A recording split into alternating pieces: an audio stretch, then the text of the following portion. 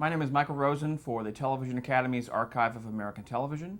It is my great pleasure to interview Wade Bingham in Osprey, Florida. It is May 8th, 2000.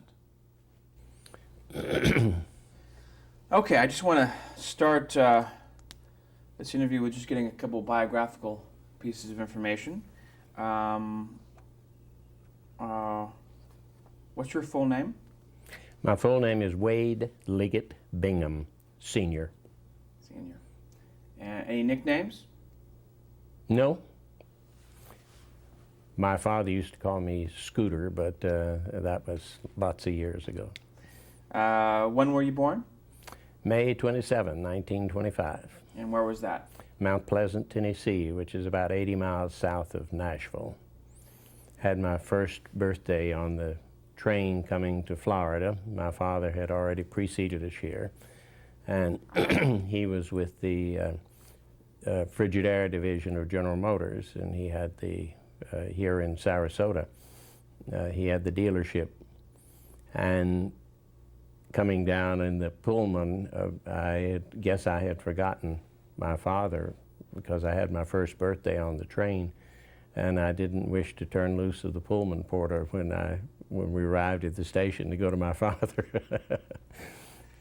So did you grow up in Florida? Yes, but primarily Tampa, not in Sarasota. We were here a few years in the Depression years, but then we moved to Tampa, and that's where I went to school and grew up. What did your father do? You said he had a plant. What does that mean? He was an air conditioning and refrigeration and air conditioning. He was a pioneer in the air conditioning business, which of course here in Florida was the main place for it. As a matter of fact, he put in the first all humidity controlled, air cooled unit, so far as I know, in the state of Florida, maybe in the southeast. It was in a restaurant in Tampa, the Columbia restaurant. And it was such a big event that it was on the front pages of the newspaper that Columbia and their air conditioning and people went there to dine just to experience the air conditioning in the beginning, because everything then was air cooled, you know, fans and blowing over some kind of a wet coil or something of that nature. Your theaters and your motels and hotels were all air cooled, but not air conditioned. So he was responsible as a developer of air conditioning, or as an engineer? Engineer. Engineer. Mm-hmm. So how long had he been in the business before he came down to Florida? Actually, I can't answer that question. He left Tennessee and came to Florida, left our plantation in Tennessee for the move to Florida. And I'm not sure what his background up there was. He was quite an inventor. From our plantation going into town, you had to go up a hill, and my father had one of the first automobiles in the area. And there was no fuel pump. It was gravity feed, and when you started up the hill, you would run out of fuel before you reached the peak of the hill. And so you always had to back up the hill so that the gasoline would continue to feed. Well, my father built a fuel pump so that he could drive up the hill frontwards instead of backing up. That's terrific. And he also made a car heater of necessity once because they wished to make a journey, and it was snowing and terribly bitter outside, and of course it was all curtains in those days. You didn't have roll-up windows. And he managed to route the hot water from the radiator through coils into the interior of the car. And as my mother tells the story, it was, they had to remove their outer coats after a short distance, you know, because it was so toasty warm inside of the car. Sorry, I didn't ask you his name. What was his name? William Alexander Bingham, Sr. And your mother, what was your mother's name? Anna Mae Liggett. And what did she do? She was a musician, a very professional pianist, and she never really pursued it in latter years, except playing for the amusement of our family and our wee boys. I have one brother who is 7 years older than I. His name? William A. Bingham Jr., William Alexander Bingham Jr. So what were your hobbies growing up in Tampa? What did you like to do? Music primarily. I started studying the violin when I was quite small. And as a matter of fact, I used a 3/4 size violin when I first started. And I was quite serious with my music for a number of years. Were you influenced by your mother? Oh yes, quite. And so how long did you pursue that? Well, up until I would say I was probably 16 or 17 when I began to cool down a bit on my music pursuit. What else in those early years did you do besides violin? I mean, were sports, other kind of hobbies, activities? I was never much of a sports fan, no. Somehow that didn't appeal to me that much. I loved to fish, and our family had a boat, and I liked the boat. I learned at a very early age to operate a boat properly. You had mentioned the Depression earlier. What effects did you see of the Depression?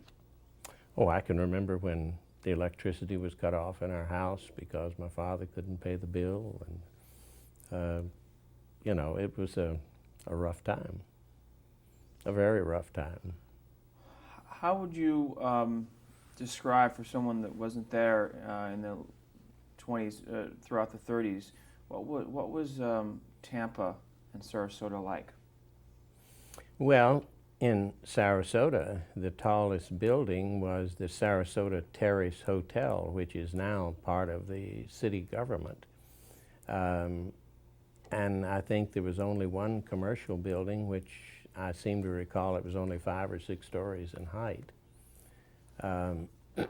We did have the big hospital, the Sarasota Memorial Hospital, which of course has expanded many times since that era. And of course, Ringling Brothers and Barnum and Bailey Circus had their winter quarters here, and it was essentially in what is now downtown Sarasota. And the next door neighbor of ours was the train master, Mr. Spiegel. I don't know his other name, but he was responsible for loading and unloading and getting the trains from point A to point B, which was, I guess you can imagine, quite a task. And it was all by rail in those days. What kind of what high school did you attend? Hillsborough High School in Tampa. How were you a good student? Ordinary, I guess. No. Average? Any particular interest that attracted you at that point? Well, when I was in high school, I was still with music, and I was concert master of our orchestra, and we had an excellent orchestra for high school. And I was also the drum major for our band, and was in the ROTC. I had to be in the ROTC in order to be a member of the band, and it was kind of my focus. After high school,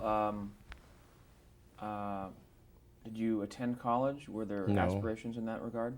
I did not attend college. It was I joined the Navy. It was in World War II. So you were enlisted? I enlisted in the Navy. At that point, did you have any interest in cameras? Oh yes, my interest in cameras commenced a few years back. The story is it was on the front pages of our newspaper, the sinking in the Yangtze River of the I think 20 or 30 miles upstream from Nanking, if I remember correctly. The USS Panay, which was an American gunboat, really an old-style gunboat. I think we only had 3 or 4 over in the China waters in those days. And it so happened that the Japanese, were at that time had invaded China, and they were marching southwards as rapidly as they could. And this was just at the beginning of the terrible, terrible rape of Nanking, which is a blot on world history. And the Panay had gone upstream, and aboard was a Universal Newsreel cameraman by the name of Norman Alley, who was a pioneer, a real pioneer in theatrical newsreels. And on the front page of our newspaper, they touted the fact that these pictures would be shown in the #1 theater in Tampa, the Tampa Theater on Franklin Street, which, by the way, if you're in Tampa and have a few minutes, it's a marvelous theater to go in and see. I mean, just the architecture in the theater. And I went to see this, and it was the most graphic film of the Japanese bombing and the actual sinking and the people floating away and the death and destruction and so forth.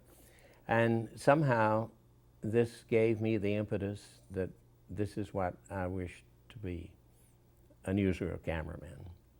And I really pursued that for the rest of the time.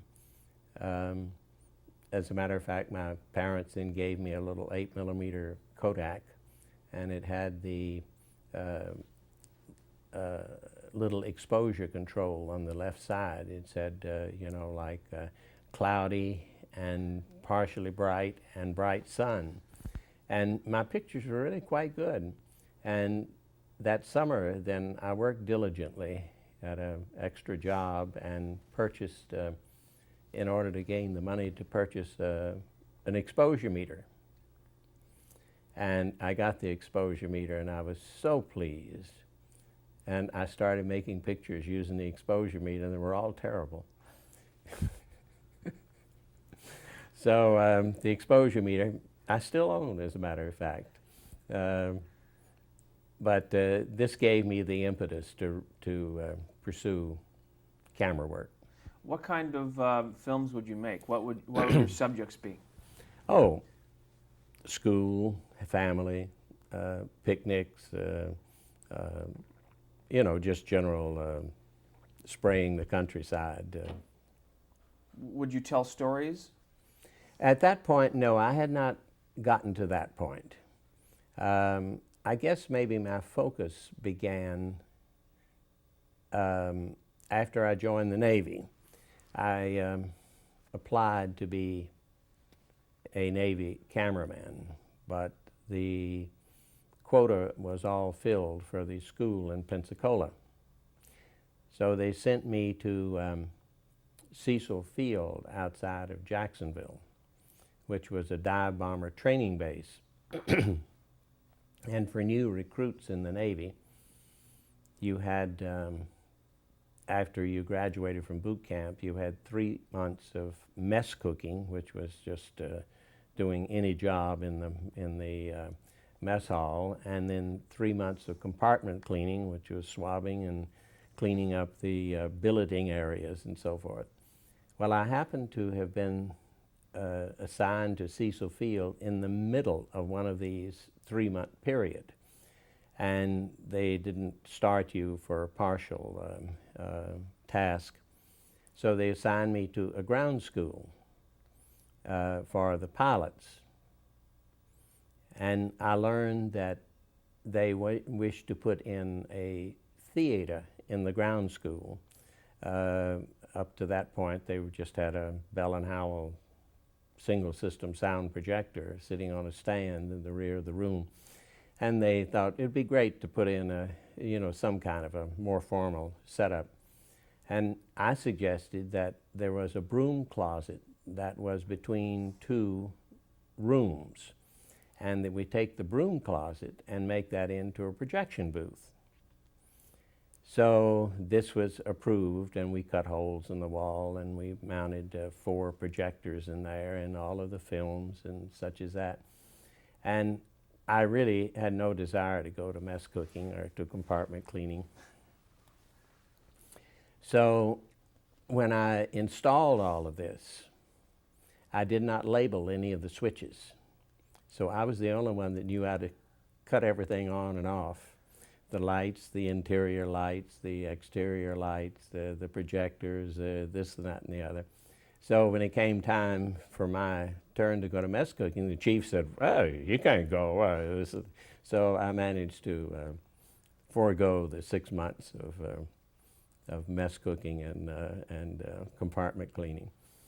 And then we had a theater on the base, and there was a Navy man that was assigned as projectionist.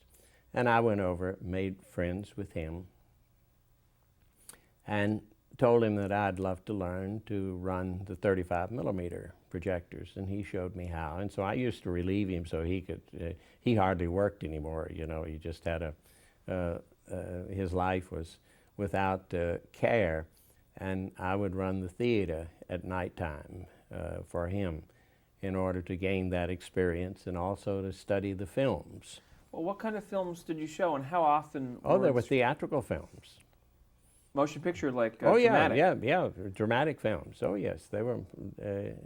But of course, in the ground school, they were training films. Well, let's go back to there for a second. What what kind of films and what typically would be a training film then, and how often were these screenings? Oh, the screenings went on. There were many classes of dive bomber pilots and gunners going through. You see, a dive bomber is a 2-person aircraft. You have a pilot and a gunner.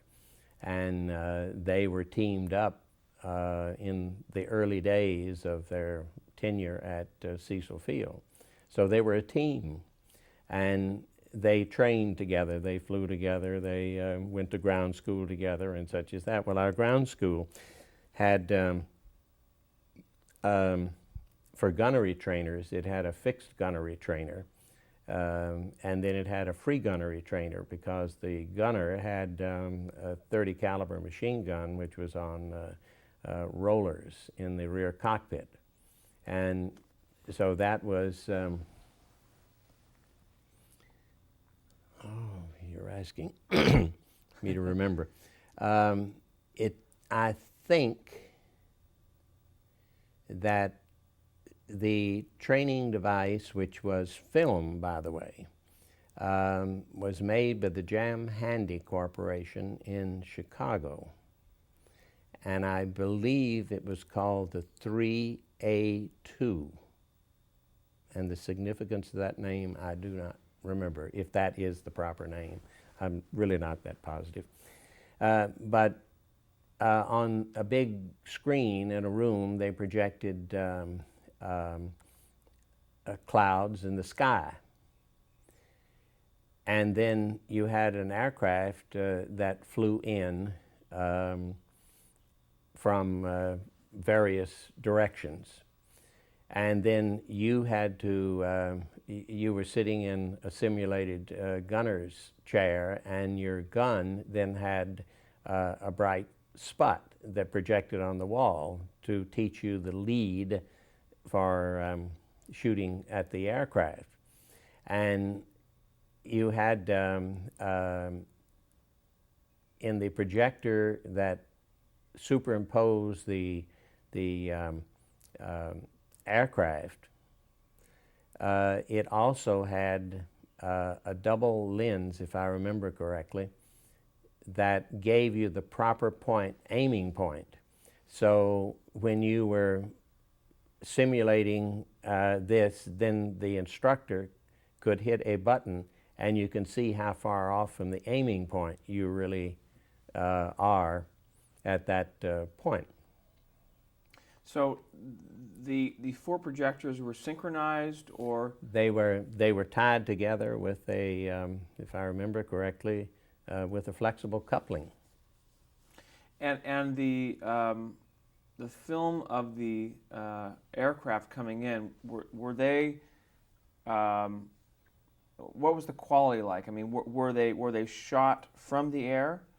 I mean, was the footage? I think that the origin was probably a model, because they had to photograph them so that the surrounding terrain from the model would not interfere with the projected image of the sky.